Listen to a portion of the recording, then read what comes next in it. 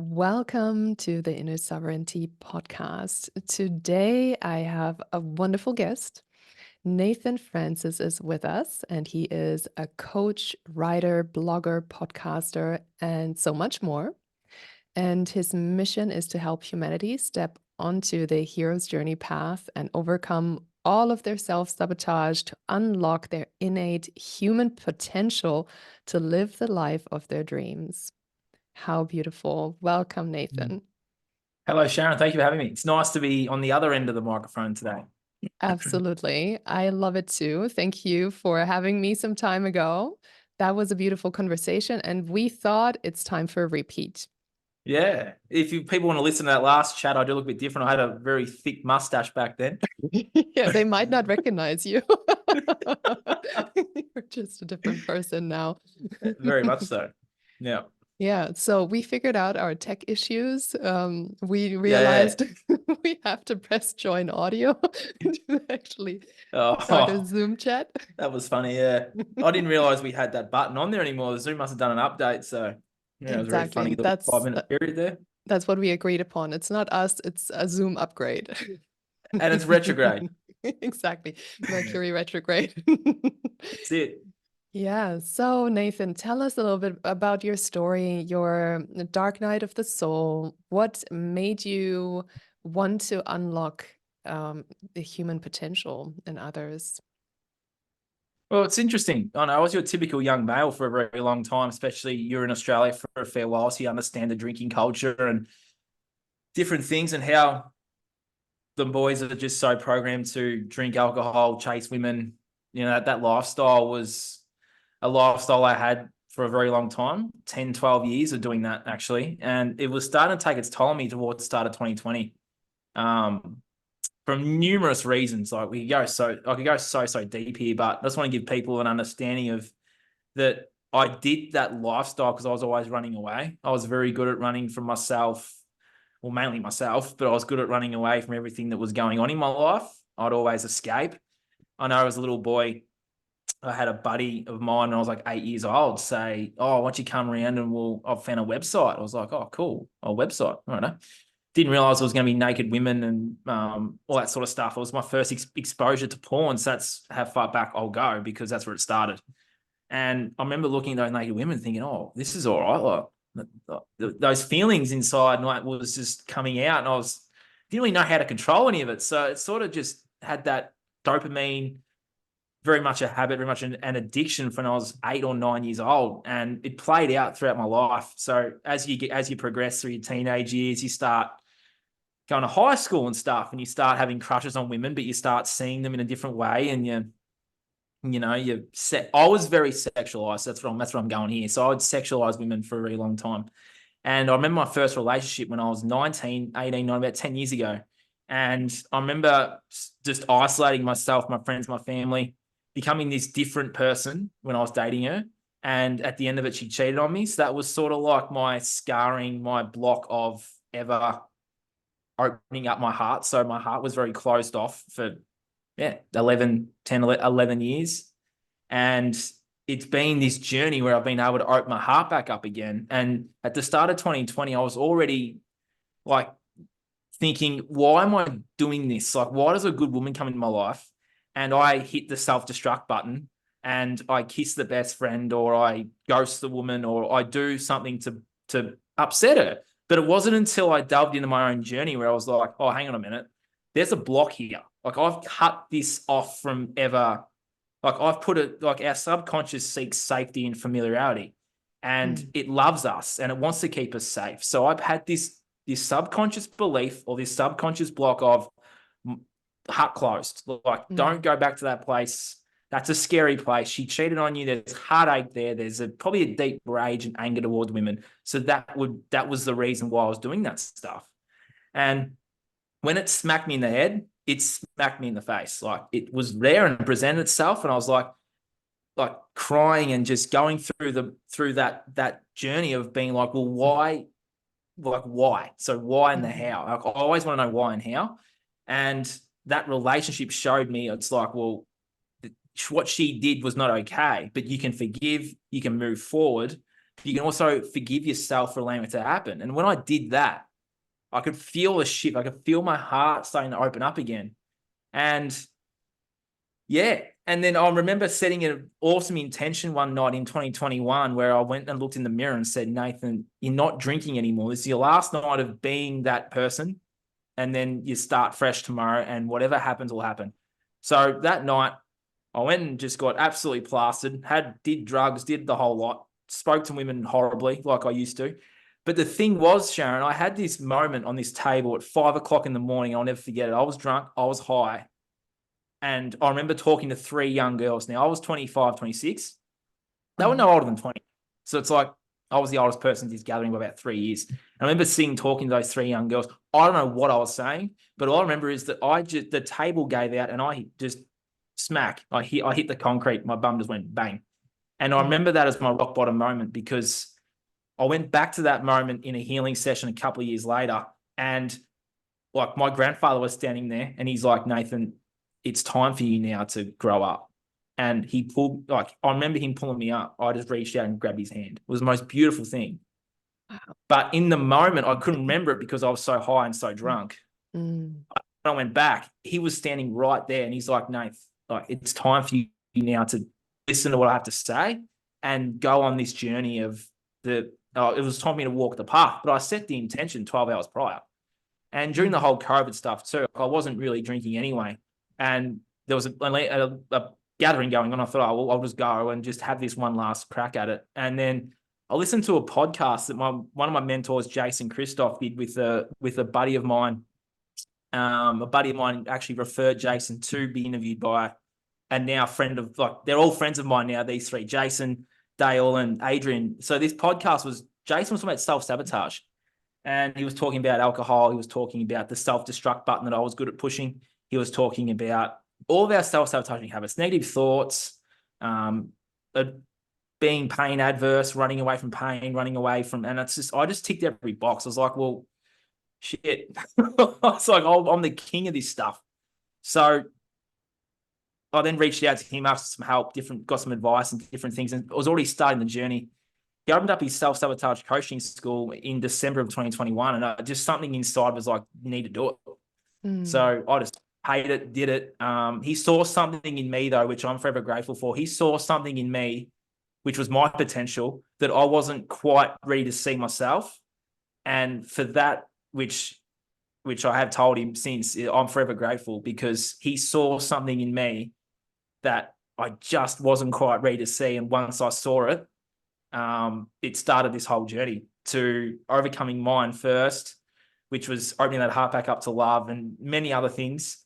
And to then start my business and my podcast and find my voice and my power was pretty much in those sessions with Jason and some other mentors too around that time, that really saw something in me which I'll reiterate, that I wasn't ready to see. And the beauty of this work now is I see that in others as well, even when they don't see it. And it's like, because I was that person that had someone see it in me. And I've targeted the youth and the young adults of today, because when I was 16 to 24, I didn't have anyone see my potential at all, full stop. And I find it so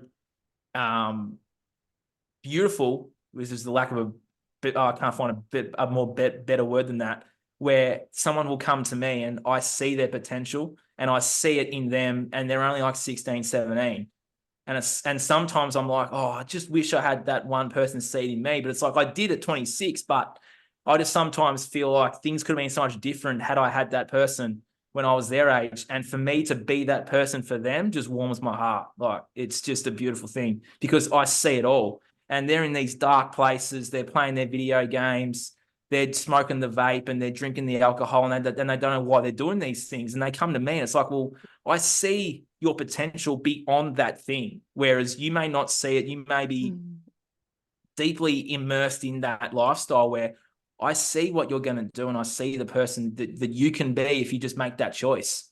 And the work I do is I help reprogram that subconscious mind so that you make that choice to be your best self and to live the life of your dreams. And for me, to be able to do that for others is the most beautiful thing, because I walk away from a session with someone and I get a message or something a couple of weeks later, and it just warms my heart to see the growth in others. And I'll share a quick story. I had a client that had 3 sessions with me, moved up here to where I'm living now.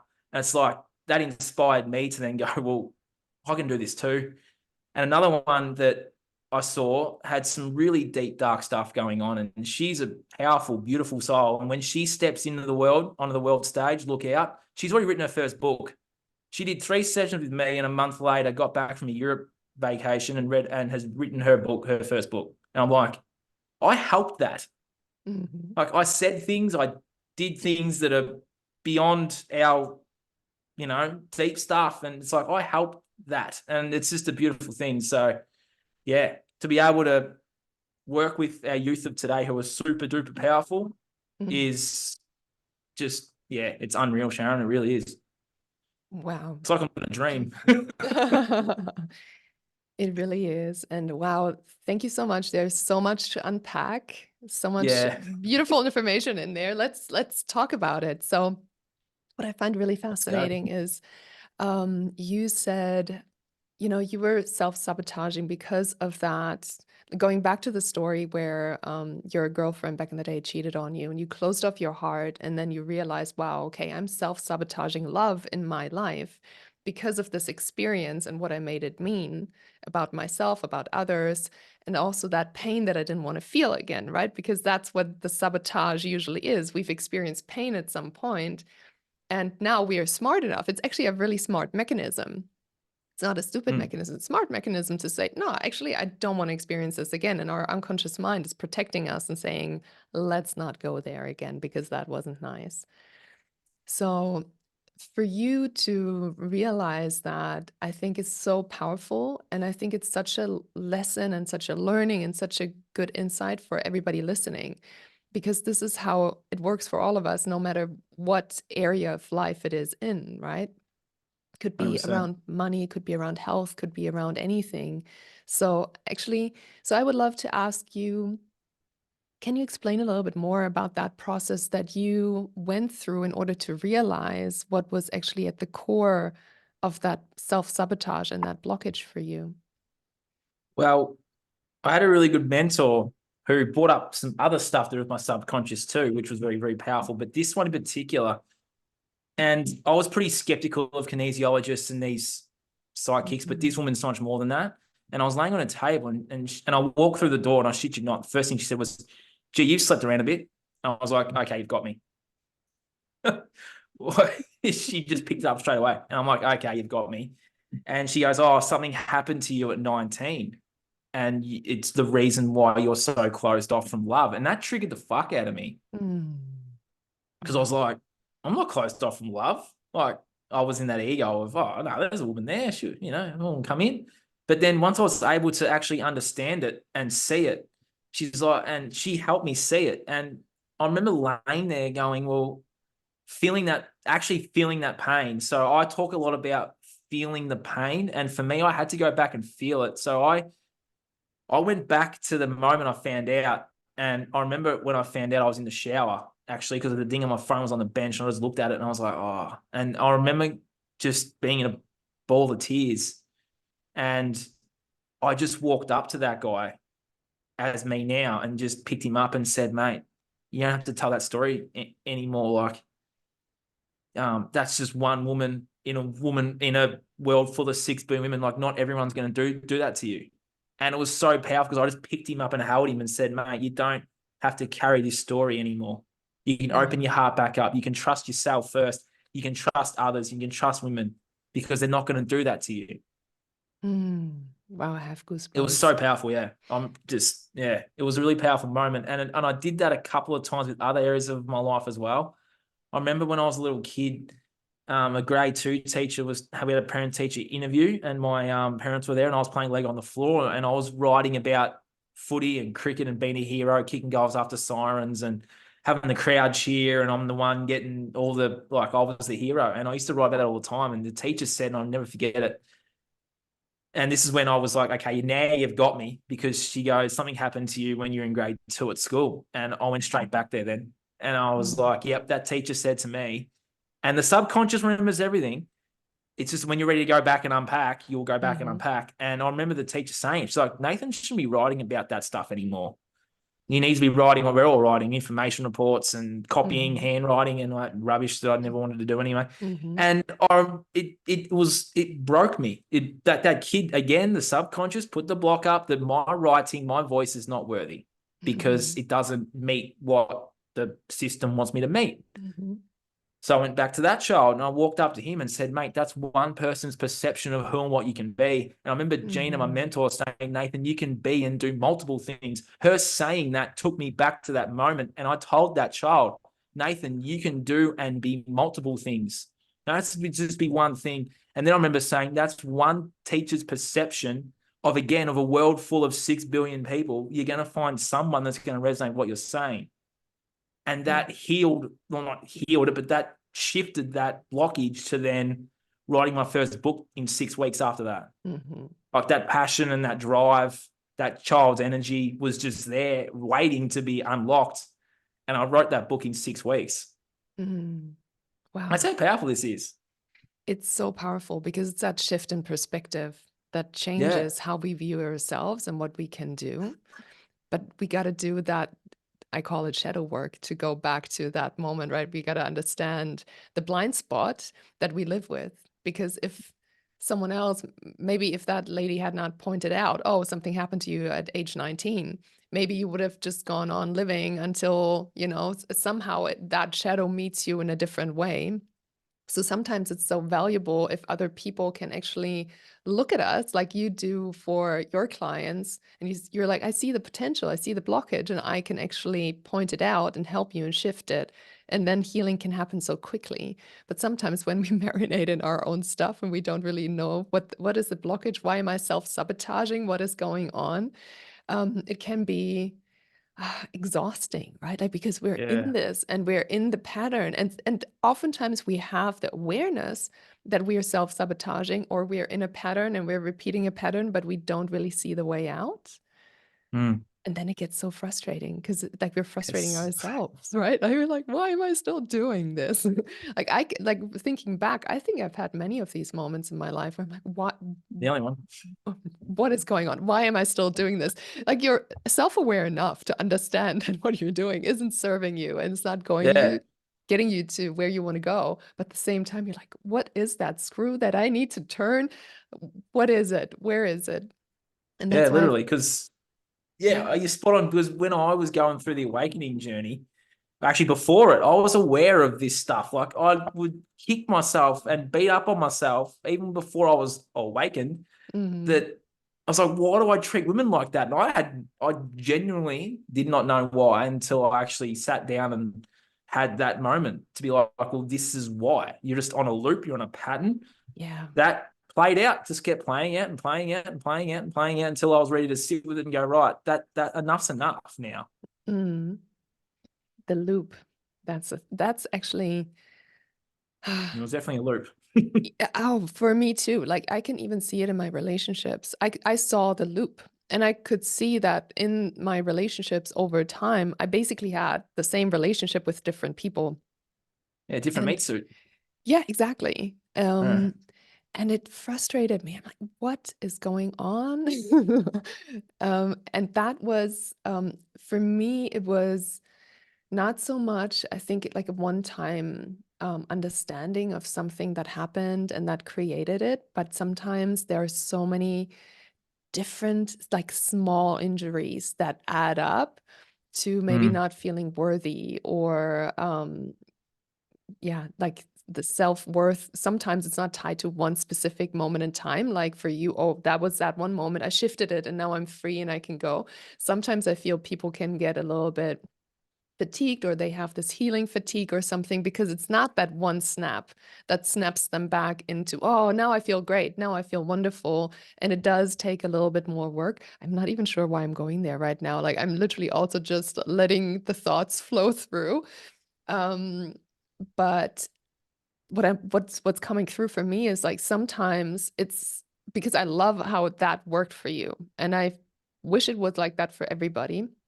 But sometimes Hmm. people feel a little bit more stuck, right? Like they shift out one pattern, but then there is like, like this whole production of more patterns that are just lining up. And there's the I next see and the that next too. and the next, Yeah, I right? see it as well. Yeah, I genuinely see it too. And I Yeah. know for me, I know they were just two examples, but there I was on that loop too with some other Yeah. things in my life as well. But it's just that it's just different for me because once I saw the loop, and they were two pretty deep loops, the Yeah. rest of the loop sort of just made sense. I was Yeah. able to go to the deep ones and understand them to then make the rest of it just be a bit more, lack of a better word here, easier.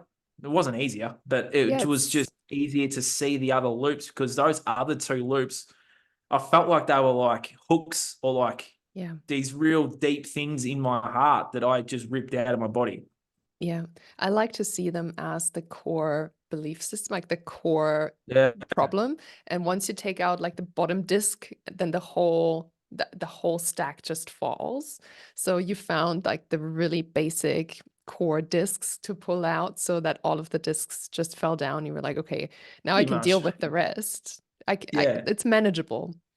But But it's I also, think it's different for other people, which you're probably yeah. going to say the same thing anyway. I think it's hard if they're not ready to face and we both got the intuition to know that if it's okay to pull the two ones we need to pull out. But I find sometimes we're not dancing around it, but we're ripping out other ones to then get to like I find everyone's different. Yeah. Mm-hmm. That not necessarily going to straight to the root, like the Mm-hmm. nervous system might shut down a bit, Mm-hmm. Yeah. Depending on the among other things. trauma. Yeah. Yeah, yeah, yeah. The nervous system, but also the trauma. Sometimes it's complex trauma. Like it can be very intertwined and difficult to dissect because if it's Mm. a one-time trauma, it's much easier to deal with than if it's complex trauma where you've experienced different types of trauma that contribute to the same kind of trauma over time. It becomes a little bit more difficult to find that peace, to relax your Yeah. nervous system, and to come back to that place of feeling safe. Definitely. I just wanted to say a few words basically to let people know, because sometimes, you listen to people and then they say, oh, yes, I found this one thing and then everything shifted and my life was great. And we can start beating ourselves up about why is it not that easy for me? Why am I still on this path after years of trying and figuring it out? And I just wanted to say a few words to say, sometimes Yep. the journey is not that straight of a line. Sometimes you really find that perfect match, that perfect mentor, that perfect hypnotherapist or coach or whatever it is. And it just, because you're ready for it and you find the right person and it just shifts. Sometimes there is a long time until you're really ready for that bottom disc. And we need to get ready to have that big shift sometimes, and that's part of the journey and it's part of the work to get ourselves ready to really go to the place where it hurts so much or where we think it Mm. hurts so much. Actually, then it doesn't even hurt that much. It's maybe a moment of intense emotional pain, but then it dissipates and we're like, okay, this is what I was afraid of this whole time. Yeah. I was just afraid of a woman cheating on me. Come on, Nathan.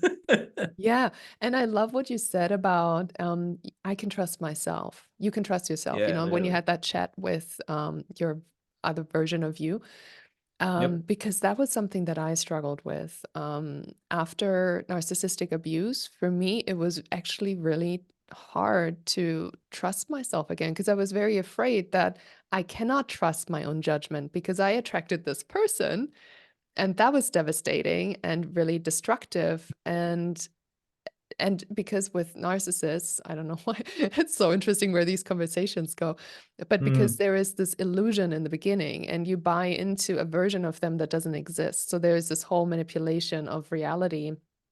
And then actually I think trusting yourself and your own judgment is so, so, so important, but sometimes we can lose access to that a little bit.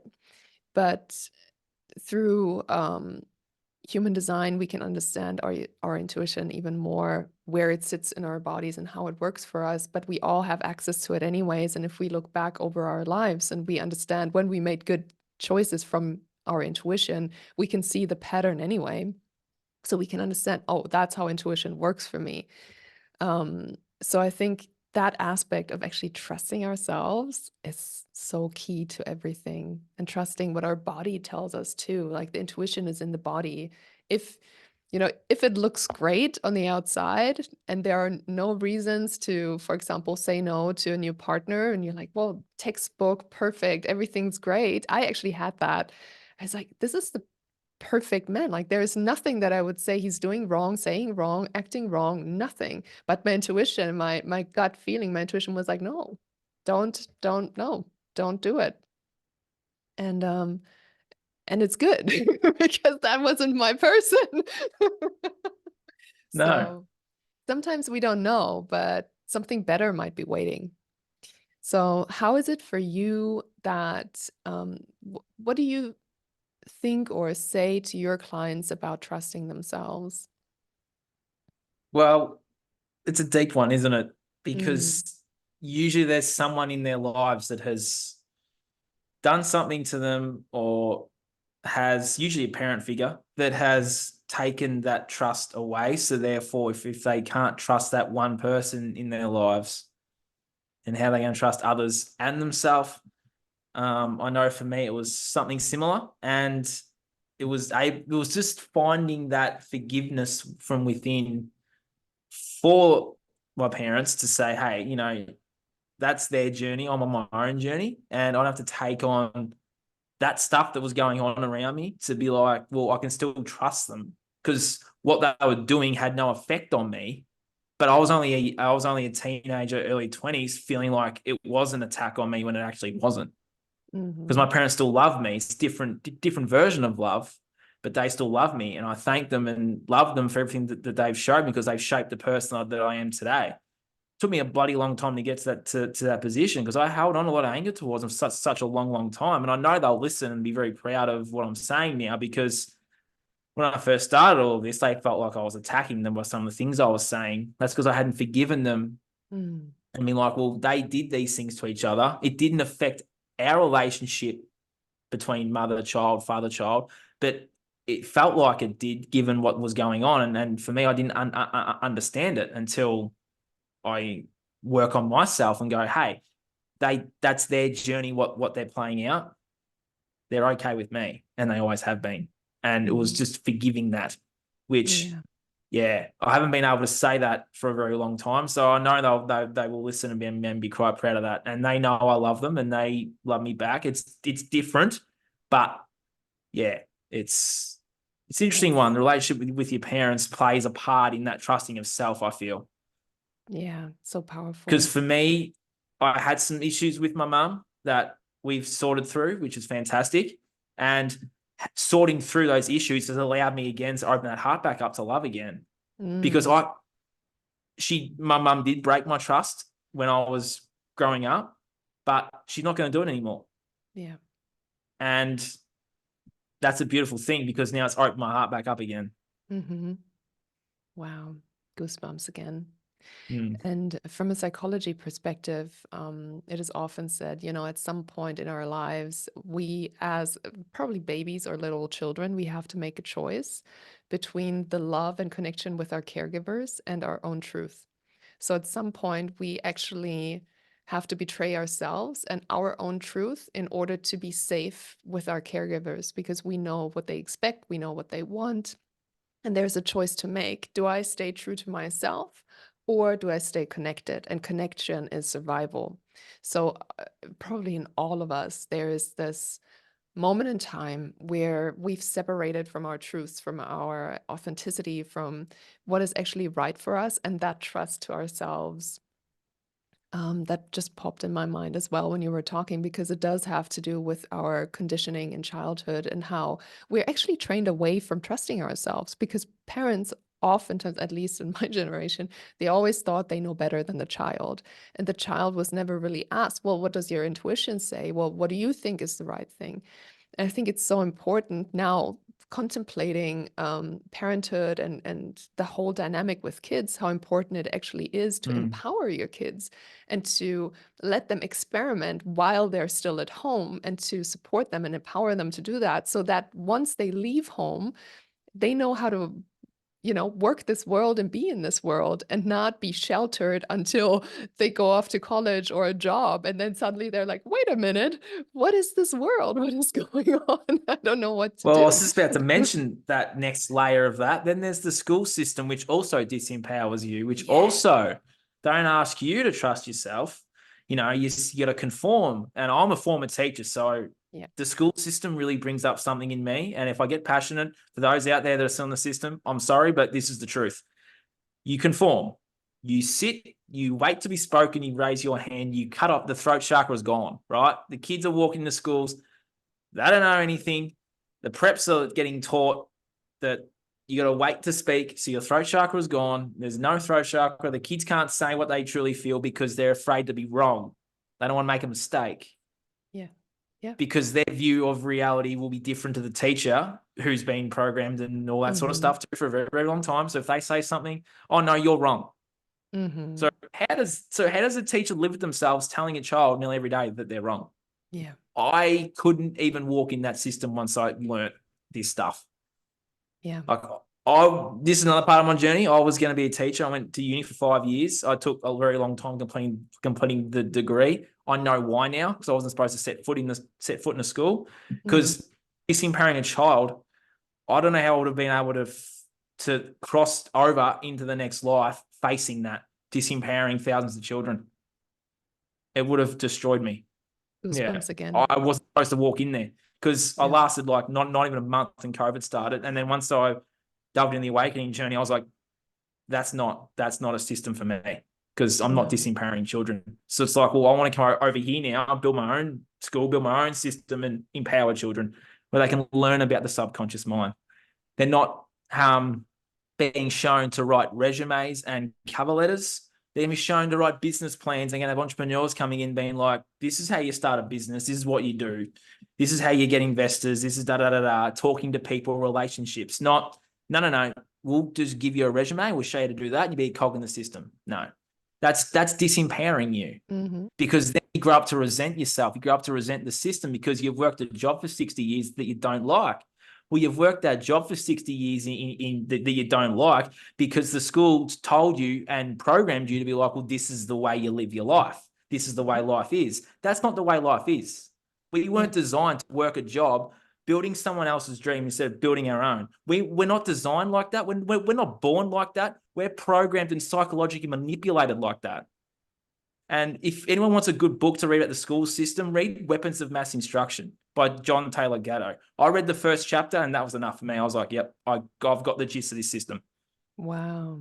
Literally disempowering you from the moment you walk in the door.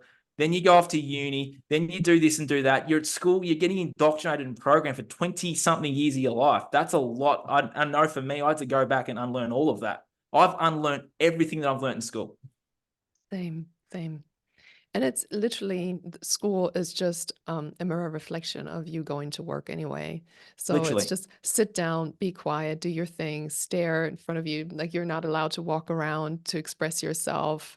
So it's really early on, this whole programming, right? I'll pose you a question, Sharon, and I'll pose a question to your audience too. They can comment on it. We can make it a reel or something, but I'm just going to pose a question. In what world is it okay for families to gather for about 2 hours of the day? Then they have brekkie for an hour, they separate, do things they don't enjoy, come back, have dinner, go to bed, start again. In what world and in what society is that okay? Literally, I Someone I tell me. have talked about this so much lately because it's been on my mind. How is it Same. okay that you find the people that you love, which is freaking hard? Find that Mm. one partner in your life that you really love and you want to spend your life with. And then maybe you have children together. And then every morning you separate and you live a life alone, basically separated from the people that you love and that are important to you. And then you come together, like you say, in the evening, and you maybe sit together for 2 hours, have dinner. Everything is just like, oh, did you do your homework? Did you have dinner? Everything's stressed out. And then you never actually have quality time. And you actually don't live your life with the people that you love because you live it with strangers that you wouldn't even want to be around at some weird workplace.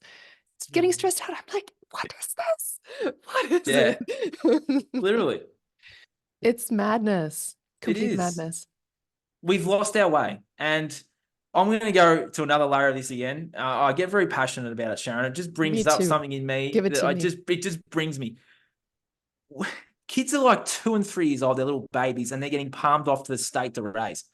Parents are like the state are raising your children. Like parents aren't even raising their own kids because this Hmm. system has been and the bloody inflation has made it so hard for Hmm. parents to actually be at home. Yep. It's wild.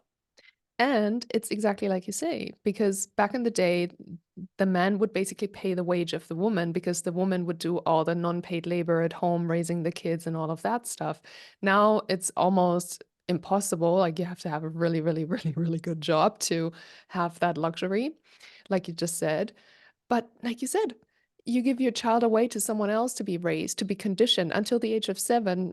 That's what I learned in my NLP training. Until the age Same of here. 7, you're in theta brainwaves, and at age 7 you're completely programmed. So if you spend significant amount of time with away from your parents during that time, someone else is conditioning you, someone else is programming stuff into your subconscious that you then play out throughout your life. And your parents can't really help you because they're not there, they don't even know what's happening, the wounds that you're receiving, what's going on.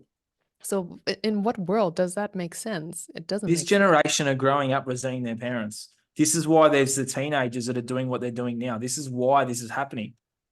Mm. Because those teens that are teens now were being raised by the state 10 years ago when they were like 2 and 3 years old. They're resenting their parents. They're in resentment. You can feel it. You can see it. Like they feel as though that their parents and that their family has abandoned them, which Mm. it is a form of that to That's be in that interesting. system. And then they're leaving the system and they're deemed rebels. They're deemed, youth crime and all this bullshit. It's like, no, those souls are broken because the system designed them to be like that. They weren't born broken. We're born unconditional pure love. Yeah. The system did that. Do you work with teenagers where you see them voicing that, or maybe you just see it in their behavior? I just see it. Yeah, And that's. I walk and I often venture to schools in what I do, and I Mhm. see this and I see it, and it's like I know that system has done that Where do you? because it's done Mhm. that to the parents too. It's made them go to work from when they were a very young age. So the kid doesn't get any attention. You see it now. Like, there's little kids now. Parents don't give them any attention. They spend like 2 hours a day with the parent. There's some kids are at school from 6:30 or 6 o'clock. Then Mhm. they're home with their parents for a couple of hours and they're hitting repeat and going again. So Mhm. you got the after school care people and the OSH people raising the children. You got the teacher doing it, and they're the three people that spend more time with the kids than the parents do. Yeah, And these kids aren't getting attention because oh no, when mum and dad come home, they're on their phone on a business call or they're not present. The parents aren't present, yeah, absolutely. and then it destroys the children. And then people and everyone wonders why these kids grow up to be rebels. Well, that system did that. Hmm. And the Yeah, people orchestrating this system, you want to get conspiratorial, they know that. That's why this is why it's here.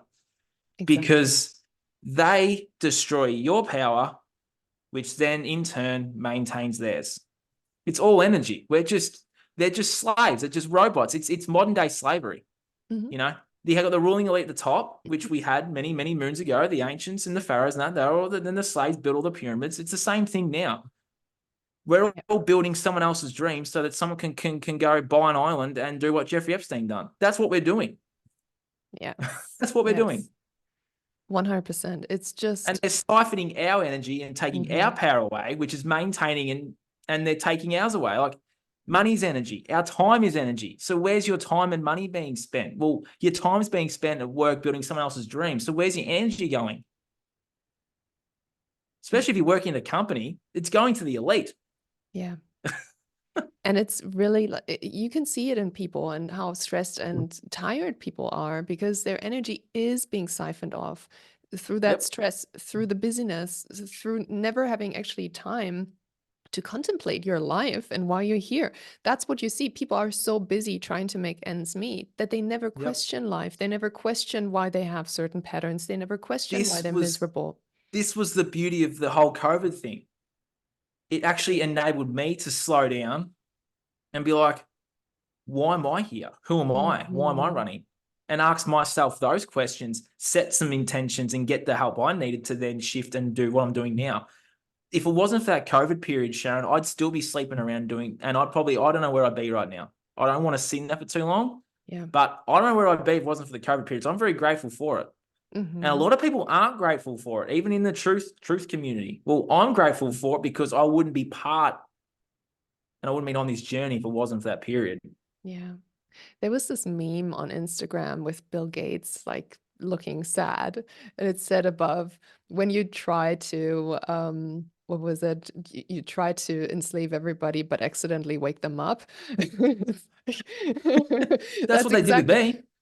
that's what COVID did. Like a lot of people actually woke up because they could take that step back and look at their life different. But this So, is the thing, the truth community, Sharon, and we're both in it. And this is what I see. And it's something that's not bugged me, but I get passionate about it as well. Now, we can awaken to the truths of the world. That's fantastic, right? But then we don't go within and learn our own. We just project all of our mhm. shit onto the world truth. Oh no, it's Bill Gates' fault. It's George Soros' fault. Oh no, it's Klaus Schwab's fault. Oh no, it's couldn't even tell you who our prime minister is right now. Oh, it's his fault. It's like, well, when are we going to accept some of the responsibility here and be like, well, we take the responsibility to go within? Because once we go within and find out and remember who we are and why we're here, we don't need them to rule us anymore. 100%. And I That's always say, Sharon, you can't fight the system. The system is inside of you. So the truth community is all about fighting the system. That's great. They're all anti this thing. Good. But they're still drinking the beer and they're watching the porn.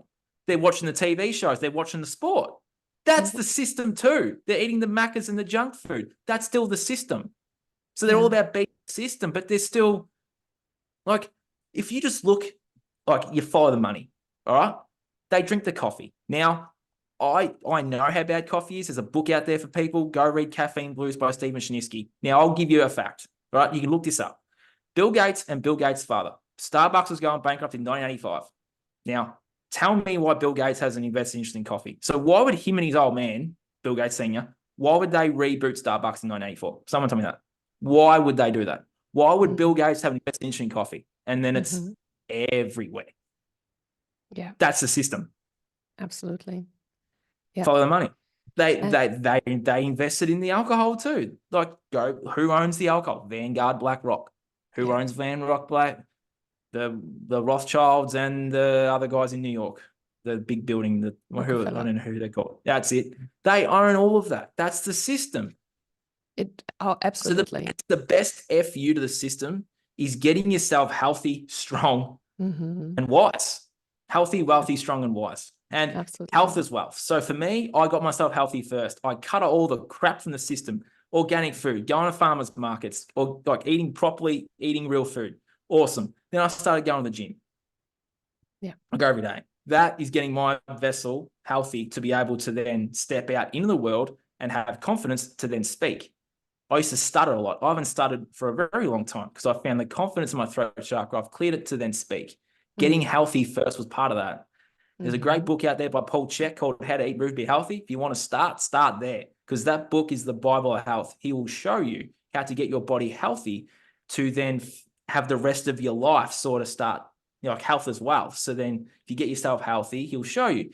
And then the rest of your life will start to get better from there. Mm. It's a great Amen book. to that. Yeah, that's also why I called this podcast Inner Sovereignty, because it's about the sovereignty that you have within yourself. And Yeah. it doesn't matter what's going on outside. But something No. that also came to mind when you were speaking was, if you fight, you become what you fight. So even if you're fighting something, you're still part of the something because you're the resistance. And there are always polarities in life. There is the light and the Yes. dark. There is the we're doing it and we're fighting it. So you're still participating in the whole game. Take But yourself out of the game. yes, but Don't then play people the are game. saying, "Oh no, love and light's the way out." But then No. you're discarding your shadow. People say, "Oh no, you need to like get rid of your ego." It's like, well, ego is part of you. Your shadow is part of you. It's not Hmm. all light. There's a balance. There's a polarity. You're right. It's like, well, that's another taking away of your power to believe it's all love Yeah. and light.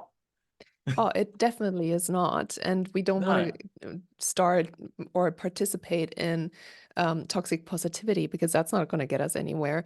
But even if we only focus on ourselves, because it's easy to look outside and to point outside, oh, yeah, the elite is the problem. But if you haven't done any self inquiry and you have not even touched upon your own demons and your own darkness, and you haven't even gone there, because whatever you see outside of yourself is within yourself. So 100%. that's where you need to start. That's where the clearing and the healing and the fight actually has to be, because um, it can literally like it is actually almost like a fight when you try to take your life back, your power back from these destructive things that might They're have just gotten into programs. you. Yeah, but from a shamanic perspective, these programs come into us through trauma, and then they build and build and build. They pull more energy from us, from our life force, and then they grow, and they can grow into attachments and entities. Just from a shamanic perspective, we can look at it in many different ways. But I like that perspective sometimes, because then we can really see, oh yeah, that's a demon that I've created because of the trauma. And now it's been siphoning off energy, and it's grown and grown and grown. And now it's become a full-blown addiction where I need alcohol to feel okay about the trauma that I experienced. So, but we beat ourselves up about, oh my God, I'm addicted. And we think that's the thing that we need to focus on. But no, you need to go back to, okay, what's the trauma that created this coping strategy? So and we all have addiction. Sometimes it's small things, sometimes it's big things. But we gotta, anyway, like, what's the point of my rant right now? I feel like we need to start within ourselves to do Yes. that work. We need to become aware of the darkness in the world, but we also need to become aware that this darkness is a reflection of ourselves and our inner That's world, and 100%. that we're not separate from all of that. And it's not about pointing outward. It's about, okay, if I see this in the world, what is actually going on within me, and how has that affected me, and how has that gotten into me? Because it has gotten into you, because you've been indoctrinated your whole damn life through school and all of that stuff. You've been traumatized and kind of cut off from your power. So we need to 100%. go and take that back. And I love it how you said, I say the universe is a mirror and mirrors us back to us our reality. It So, is. if we're projecting into the world that it's Bill Gates's fault, it's Soros's fault, well, actually it's our fault. Yeah, Because 100%. I find we need, now I'm not coming from a religious perspective here, but I find just forgiveness is huge. If we can all forgive ourselves for allowing all of this to happen in the thousands of years, I find that's going to be huge for humanity, because it's going to help shift that, whatever that is out there. And it's going to help shift us too, because we're forgiving ourselves for allowing all of this to happen. And it's been Mm, happening for eons. We're just playing, we talked about loops and patterns. Well, we're all playing out a pretty huge 25,000 year pattern right now. absolutely. I couldn't agree more. Hmm. I can tell we could talk about this forever. We So could. if we just bring it back to the work that you do, the self-sabotage, as a self-sabotage coach, what are some things, if someone's listening right now and they're like, okay, so I realize I self-sabotage, what would be a couple of steps that you would recommend for them to take so that they can start shifting out of self-sabotage in their lives? Well, the work I do is I help you gain the conscious awareness of why you're picking up whatever it is you're picking up: alcohol, the woman, the man, the whatever it is. And quite often, I just remind, like I did before, I say, you weren't born this way. Like, you were born into a world that has people influencing and programming you from a whole different source, like all these sources. And it starts with 0 to 7. It's the most powerful part of your life. And you're playing out those programs for sometimes your whole life, until you stop and be like, well, and then you see what's been going on. And it's like, well, if your parents drank, then and if alcohol is a big repetitive, like I talk about it on repetition. So if we're going to the gym and we're doing the reps to build strength, it's the same within mind.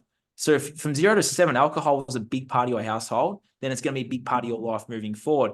But sometimes, to bond with our parent, we're of tribal instincts, we're of tribal nature. And for us to bond with our parent, we'll pick up the alcohol and pick up something else to bond with our parent. because we Mhm. love, because what we what we see and what we hear is what we are. And I know for me, because I'll always personalize it, I even went back to the TV shows I was watching. So not only was I watching porn, I was watching the American Pie. So I wanted to be like Stifler. What was Mhm. Stifler's character in American Pie? It was the immature child in a man's body talking about women and how many he would get. That's the guy I thought was a king and was cool, and that's the guy I was acting out. I was also watching Friends, so Joey was the same thing again. See where Mhm. my program is coming from? It's not just Mhm. the porn. It's not just the TV. I was Yeah. listening to Eminem talk about bending girls over and doing drugs and alcohol. What was the life I was living out? So it's the Mhm. music to what you're hearing. Yeah. There's so many influences. Then there's the school system, right? What do the teachers do on the last day of school? They all go and get drunk. Mm. You're being programmed from all of these influences. And Absolutely. the beauty of this is, though, Sharon, you have the power to change them at any time just by pressing the off button or the unfollow button. Mm. That's up. Yeah. Be like, are you listening to music that is sex, drugs, alcohol, etc.? First step. Okay, read the lyrics to the song. Is this song programming me to be a certain way? Most likely, yes. So maybe don't listen to that music and we can replace it with a hypnosis recording. We can replace it with meditation. Mhm. TV show. Were you watching Friends? Were you watching American Pie? These are the questions. If you're watching American Pie and Two and a Half Men like I was on like Charlie Sheen and Stifler, Mhm. maybe stop watching that show and replace it with an empowering video. Yeah. Maybe replace with Sharon's podcast, replace with mine, because we're empowering Mhm. you. We're reprogramming you too. We're empowering you. So maybe listen to our stuff. Maybe listen to someone else. Find something else. Watch something that's educational. No, don't go on National Geographic and watch and watch a documentary. Maybe jump on BitChute, Rumble, a Freedom platform, and maybe start with some documentaries about what's really going on here. A good place to start might be the documentary Vaxxed. That's what I started with. Maybe start with that. Mhm. And maybe just do some research on what your leader doing. Maybe research Rachel Vaughan, Fiona Barnett, and Rena Michelson. They're Australians that have been victims of some really horrific crimes here in Australia, some abuse and rape. That's sort of where my awakening started, was reading their testimonies and going, okay, well, the leader doing this with COVID, that's a satanic thing. We're putting all this on. Mhm. So this is related. Oh, okay. That makes sense. So they're abusing all of us by doing that. All right, gotcha. And then maybe go, okay, so I know all this about the world. Then go, how can I help change the world? Well, I'm not going to go and rip Anthony Albanese out of the head office of Australia, but I might start going to the gym. I might start an online business. I might write a book. I might sing a song. I might do that dance. I might do something that brings me joy. Then I Mhm. might buy Paul Check's book and read How to Eat, Root, Be Healthy and start taking back control of my health. And then going, okay, so that's the system. So by you ridding yourself of that system and asking those hard questions of why you are the way you are is the way to get out of it. Yes, it's hard, but that's the beauty of the work we do. We have a hand. Grab our hand and ask for help, because that's another program, Sharon. I know my parents' age group. Crying, men crying's weak, sign of weakness. Or like there's moments in my life where I've cried. Like I cried last week. Yeah. Whereas my dad's generation, they won't cry because crying is a Mhm. sign of weakness. Asking for help's a sign of weakness. So they're stuck where they are. Mhm. It's up to True. us to put our hand out and ask for help and break these cycles, break these generational patterns. Because all your parents are doing is they're showing the love that they had from their parents and their parents and their parents. We're all here to break that cycle. We're all here to change this world by breaking that generational cycle. And that's the beauty of the work we do, is we can help show you the love that you can have for yourself that's always been there. It's just got emotions and programming attached to it. We can rip Mhm. those out, reinsert new ones, and you can go out and be awesome. Exactly. Sounds easy. It's hard. There's a lot of tears, a lot of pain. But I'm telling you, Processing. I see light at the end of the tunnel in you. I see your potential. My hand's out, and it can just be a free chat. Beautiful. I love that. Yeah. I love that. And the very first thing that you said is key, the awareness. And often we cannot find our own blind spots. So it's so important to reach out to people that you feel you can trust, you feel your intuition is guiding you to them. So just take that step and get the help and the support that you need to, yeah, change And I your love what you habits. said in the last podcast. You touched on it. I don't really give my clients homework either because there's all this stuff, oh, meditate, oh, exercise, oh, all a list of things you got to do. Yeah. Just do something that brings you joy. Just start there. If it is exercise, then exercise. If it is meditating, then meditate. If it is journaling, then journal. And the rest Mm-hmm. will come. Mm-hmm. True. And I know for me, when I started this journey, I wanted to be perfect at everything, which is another program I had. Progression, not perfection, and you'll get there. Like, you can't just simply quit porn, quit alcohol, quit smoking, quit all of these things, because I sort of did that and I was like lost with where I needed to go from there. It's like, you can just be like, if you just set a goal and set an intention like I did, just one, but I quit everything, but quit the alcohol, start there and give yourself a hug and be like, well, I'm so proud that have had 2 or 3 weeks of soberness, sobriety, and just be like, that's a really beautiful thing to be proud of. And just Mm-hmm. start there. Just pick one thing. Don't do what Yeah. I did and pick everything and try and uphaul your life in the matter of 4 weeks and just really go for it, which I did, but I had to learn the lesson of, well, why am I trying to be so perfect? Where's that come from? Just that child in school that wanted to be a perfectionist, right? Mm-hmm. Yeah. Yeah. We Just think, start with one thing. Pick one thing yeah. that you can set an intention for. And then if you do go back, don't beat up on yourself and don't be negative. Just be like, well, okay, well, what's the lesson here? And be proud that it might have been 2 or 3 weeks. Be proud that it might have been a couple of months, because then that resistance will get longer. For me with porn, I couldn't just quit porn, even though I did. It was like the urges were just beyond wild. Mm-hmm. I was just proud of myself for going 3 weeks and then 4 weeks. And then like it just kept, the resistance got longer and longer and longer. Yeah. That's such an important point, not to beat up on ourselves as we are healing, as we are changing, because it's Mm, hard. It's hard to it change a is. pattern. What do you usually suggest to Habit. your clients? Because Well, once it's, you yeah. wait, let me ask the question. Sorry. Maybe you already know what I'm asking. Yeah, I do. Sorry. So once you let go of one habit or one pattern, often there is this vacuum, right? And it wants to be filled. What do you usually suggest people do with that space that suddenly opens up that doesn't get filled with the addiction? That's the thing. It's finding something else. So if it's the repetitive thing of coming home from work every day and cracking open a beer, Yeah. well, can you come home from work and crack open a bottle of water? Can you come home from work and maybe give your child a hug and give it the attention that it so desperately craves? Like, there's always something else we can be doing. Yeah. And yeah, and it's like, well, I often ask, well, did your dad or mum do that? And it's often yes. So Mm, you're that child yourself wanting that attention from mum and dad because they're cracking open a bottle of beer every night. yeah. So it's becoming consciously aware of that. And then it's like, well, how can you shift that? Well, go and spend time with your kids. If you haven't got kids, maybe come home from work and crack on a bottle of water or brew some kombucha or, you know, put Find on a something that meditation, fills go you for a up. walk. Yeah, something that fills you Yeah. up, not, Yeah. unfortunately, poisons you and destroys you. But it's Absolutely. not poisoning you and destroying you. It's destroying your innate human potential. Yeah. Well, it's also your body sometimes, right? Like sometimes it really does destroy our bodies, some forms of addictions. Mm.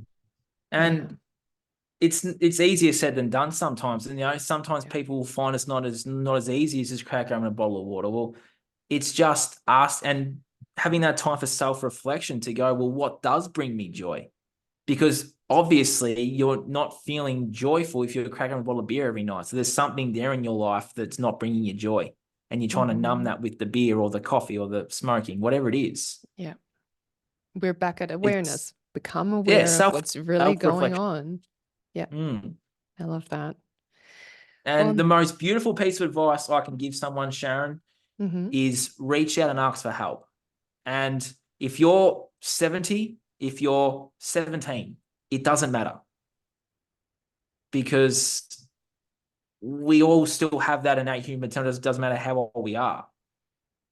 Yeah. And the journey can be propelled forward quickly if you ask for help. You can't do all this on your own. I know if I had have done this on my own, I'd probably still be in the trenches. It speeds things up so much. It does, because I had people that saw something in me that I wasn't ready to see. Yeah, And because they saw it in me and helped me see it in myself, that's when it started the journey. absolutely. I love that. Mm. Beautiful words to finish on, I feel. Mm. Thank you so much, Nathan. No worries. What is your book called so that people can find it? Um, it's called Breaking Free. It's a teenagers and young adults guide to identifying their addictions and overcoming them. Oh, amazing. So they can Yeah, find so that it's on Amazon. they can find that. They will be finding that on all platforms soon. It's going to be published in the next few months. I wrote it 2 years ago. Ah, okay, wonderful. I love that. So we'll Yeah, put your link tree in the show notes so that people can find you, find everything that you everything's offer. there. Yeah, perfect. Everything is in there. So they're going to find that in the show notes and they can reach out to you if they resonate with you and want to have a chat with you and see how you can help them. Thank Yeah, you so much for this powerful conversation today. I feel like there was so much in it on so many levels for so lots of many passion people. too. I feel so. So thank you so much, and I'm looking forward to the next time. Yes, can't wait. Thank you for having me, Sharon. Appreciate it. We'll get you back on my show again. Yes, thank you so much, Nathan.